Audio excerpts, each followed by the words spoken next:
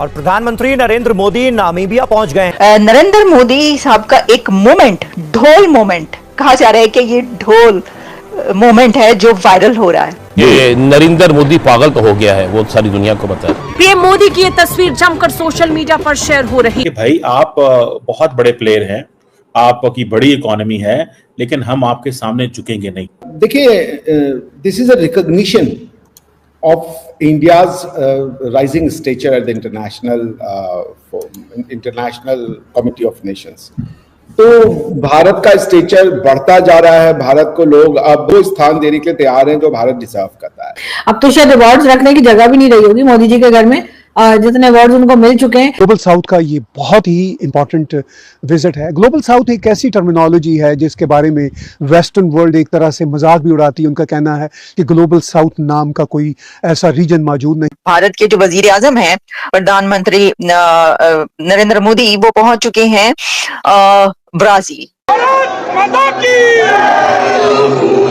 लोग हैं उनके डायस्पोरा जो है वो आगे बढ़कर उनको रिसीव करता है। भारतीय वज़ीर-ए-आज़म जो दुनिया के किसी मुल्क में जाते हैं ना, तो फिर उन्हें रेड कारपेट का इस्तकबाल मिलता है। उसमें प्रधानमंत्री मोदी की जो व्यक्तिगत जो लीडरशिप है वो बहुत क्रूशियल रोल प्ले करती है। जो उनका एक फादर फिगर फ्रेंडली उनका एटीट्यूड है, उसके लिए तो मोदी मेरा ख्याल है एक बेस्ट लीडर है। उसने अपने आप भारत का प्राइम मिनिस्टर पहुंचता है तो उसको एक अलग ही अंदाज में वेलकम किया जाता है। हैरान हूँ, दिल को रूंगे, पीटू में जिगर को।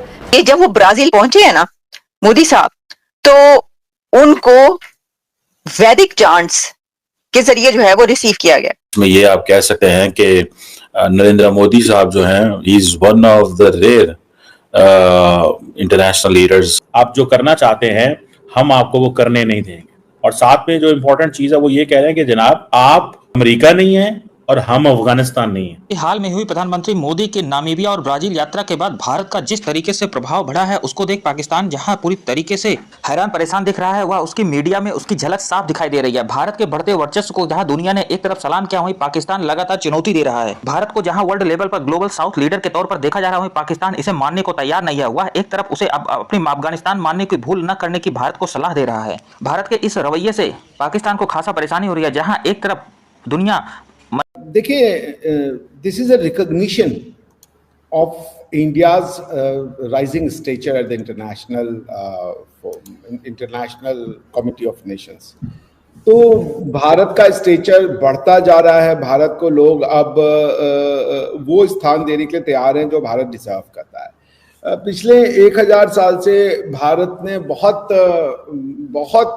जिसे समझ लीजिए परेशानियां देखी, ब्लडशेड देखा, और उसके बाद से वो उठ नहीं पा रहा था। अपनी आइडेंटिटी, अपनी छवि को लेकर के भारत बहुत ज्यादा जिसे कह लीजिए डाउट करने लग गया था। प्लस कुछ भारतीयों ने भी इस डाउट को और बढ़ाने का काम किया। लेकिन प्रधानमंत्री मोदी जी ने भारत की उस सोई हुई आत्मा को पुनर्जीवित करने का काम भारतीय तरीके से किया। मैं तो बहुत स्पष्ट हूं कि सत्ता का हस्तांतरण अंग्रेजों के द्वारा भले 1947 में किया गया, जिसको ट्रांसफर ऑफ पावर कहते हैं, मैं उसको इंडिपेंडेंस डे मानता ही नहीं हूं। इंडिपेंडेंस इंडिया की तब आएगी जब इंडिया वापस से अपनी जड़ों से जुड़ जाएगा, जब उसकी कल्चरल इंडिपेंडेंस होगी। अभी तो आप भारत को हिंदू राष्ट्र कहिए तो 4 लोग जो है वो धरना प्रदर्शन करने लग जाते हैं, जैसे कि हिंदू राष्ट्र होने में पता नहीं क्या बुराई है। वो समझते भी नहीं हिंदू राष्ट्र क्या है।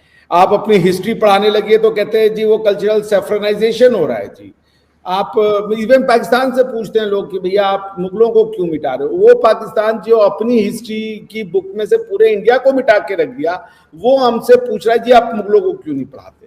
तो भारत को भारत बनने के लिए, भारत को भारतीय पहचान दिलाने के लिए प्रधानमंत्री मोदी जी का योगदान वो अतुलनीय है। और इसको अब भारत को लोग भारत के रूप में एक्सेप्ट कर रहे हैं। पूरा विश्व भारतीय जो लीडरशिप है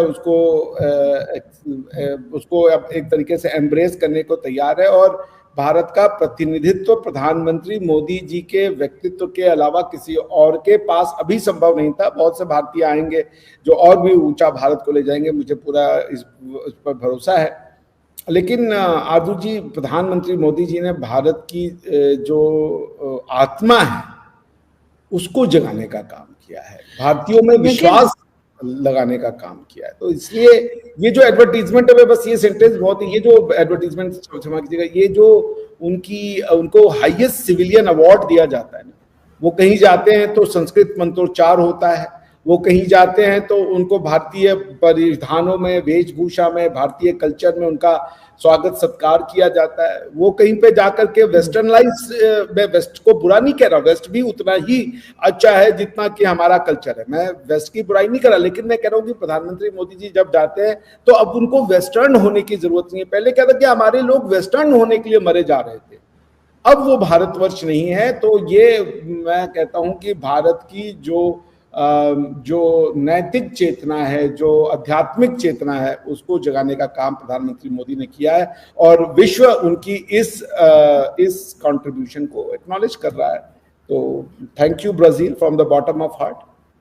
अब तो शायद अवार्ड्स रखने की जगह भी नहीं रही होगी मोदी जी के घर में, जितने अवार्ड्स उनको मिल चुके हैं। लेकिन ये जरूर है डॉक्टर साहब कि अभी जो रिसेंटली हिंदुस्तान पाकिस्तान के बीच में टेंशन हुई थी और दोनों में आपने देखा कि 2 दिन के लिए लड़ाई भी हुई थी, उसको लेकर जब सीज फायर हुआ है तो भारत की तरफ से कहा गया, और पाकिस्तान ने भी वैसे तो कहा कि जी हमने खुद ही डिसाइड किया है कि ये सीज फायर हम लोगों ने किया। लेकिन डोनाल्ड ट्रंप का कहना था कि अमेरिका का रोल है और उन्होंने कहा है, लेकिन भारत की तरफ से इनकार किया गया। और आज फिर स्टेट डिपार्टमेंट अमेरिका का जो है, उन्होंने कहा है कि पीएम मोदी की इस बात को उन्होंने रिजेक्ट किया और उन्होंने कहा है कि उनका रोल रहा है सीज फायर में।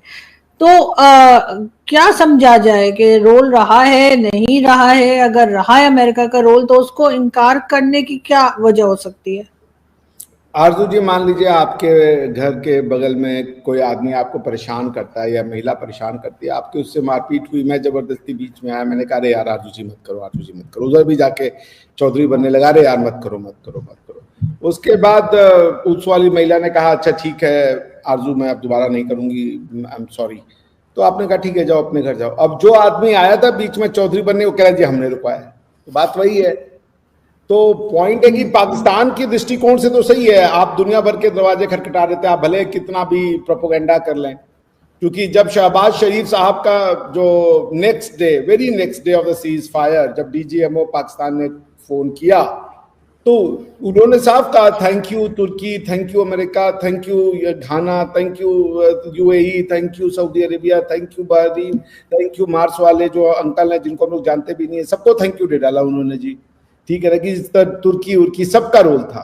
तो इसका मतलब है आप दुनिया भर के वो दरवाजे तो आप खटखटा रहे थे ना, तो इसलिए वो लेना चाहे। लेकिन भारत का जहां एक तरफ दुनिया नरेंद्र मोदी को वर्ल्ड लीडर के तौर पर सम्मान दे रही है और अपने देश के सर्वोच्च नागरिक सम्मान से नवाजा जा रहा है, वहीं दूसरी तरफ पाकिस्तान को देखकर यह जलन हो रही है कि इंडिया तो किसी भी तरीके से ग्लोबल साउथ लीडर का लीडर है ही नहीं, वह इसे मानने को तैयार नहीं है। लेकिन फिलहाल दुनिया ने जिस तरीके से भारत को देखा है और उसे जिस तरीके से सम्मानित कर रहा है, यह देख भारत का सीना 36 इंच चौड़ा हो गया है। पाकिस्तान की मीडिया और पाकिस्तान के हुक्मरान लगातार भारत पर जुबानी जंग कर रहे हैं और वह किसी भी कीमत पर भारत को यह सम्मान देने की विरोध में अपने बयान देते रहे हैं। भारत ने जिस तरीके से ऑपरेशन सिंधु के बाद जिस तरीके जिम्मेदारी भरा रवैया अख्तियार किया और किसी भी वर्ल्ड लेवल पर परमाणु हथियार हमले से अपने वर्ल्ड को बचा लिया, उससे भारत की दुनिया में और लंबी पैठ बढ़ी है। यह देखकर भारत को